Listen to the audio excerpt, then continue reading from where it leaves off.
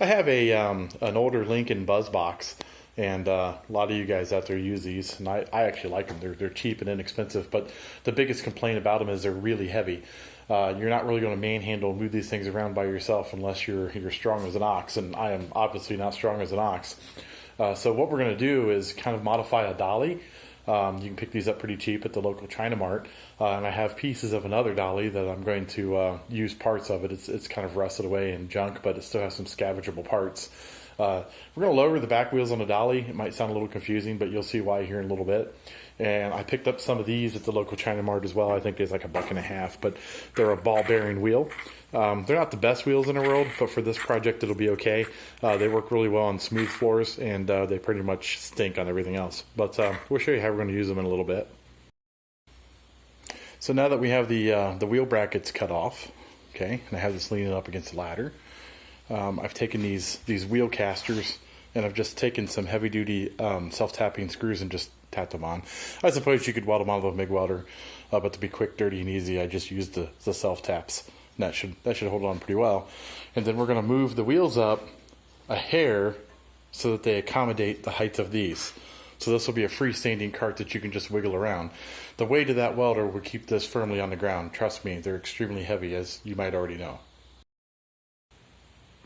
So now that we've lowered the wheels, you can see why we did that. We lowered the wheels to accommodate the spacing of the casters in the front. So when we sit our welder on this, we now don't have to tip the dolly to be able to move the welder around. They're too heavy, and it's hard to push it up against a wall when you just stick them on a dolly as is. So this should work out pretty well like this.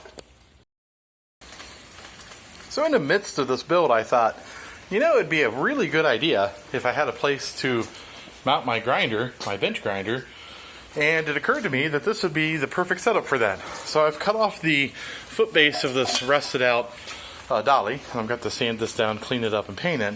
But what we're going to do is we're going to weld it up high on here, so we have a place to mount the bench grinder, and then I'll weld some angle supports on it to tighten it up a little bit, because it's a pretty thin plate. But with some gussets on the corners, it should be perfect for that.